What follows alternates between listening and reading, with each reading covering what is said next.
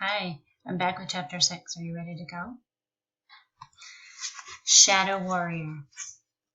Jack and Annie went into the cave. They followed the ninja through the darkness. The back of the cave was lit with dozens of candles. Shadows danced on the walls. In the flickering light, Jack saw a dark figure sitting on a woven mat. The ninja master.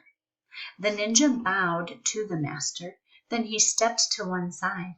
The master stared at Jack and Annie. "Sit," he said. Check this out.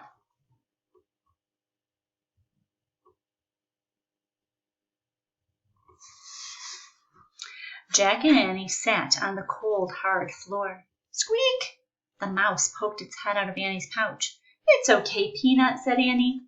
The master stared at the mouse for a moment. Then he looked at Jack. "Who are you?" he asked. "I'm Jack, and that's my sister Annie," Jack answered. "Where do you come from?" the ninja master asked. "Frog Creek, Pennsylvania," Annie answered. "Why are you here?" he asked. "We are trying to help our friend Morgan Le Fay," said Jack. "She left us a message." Annie pointed to the short ninja. "We gave the message to him." "You mean you gave the message to her," the master said. "And she has given it to me." "She?" said Jack and Annie together. The woman ninja's eyes sparkled. Jack thought she might be smiling. The master held up Morgan's note. "Perhaps I can help you," he said, "but first you must prove yourselves worthy of my help." Just then the tall ninja appeared. He made a sign to the master. The master stood up. He handed Morgan's note to Annie. "We must go now," he said. "The samurai are close." "Samurai?" said Jack. He knew that the samurai were fierce Japanese fighters. "Were they the ones in the valley?" Jack asked. "The ones with the torches?" "Yes, our family is at war with them," said the master. "We must leave before they find us." "But what about helping Morgan?" asked Annie. The master strapped on his sword. "I have no time now," he said. "I must go." "Can't we go with you?" asked Annie. "No, there is no place for you where we are going. You must find your way back to your house in the trees."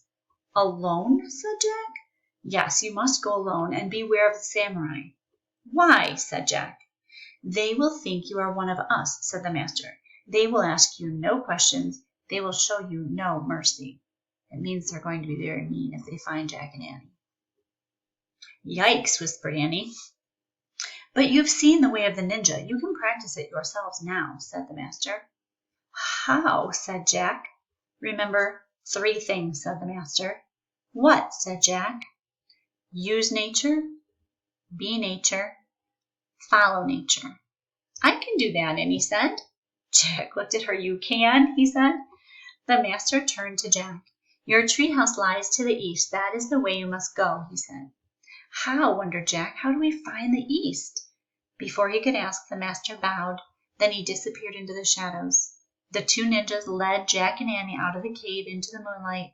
The tall one pointed at the pine forest. Then they too disappeared into the darkness. Jack and Annie were all alone. That's the end of that chapter. So when we read the next chapter, there's 3 things that are going to be important in the rest of this story. Use nature. Let's see if I can. There. Use nature. Be nature. Follow nature. We're going to think about how those things happen. I'll see you later.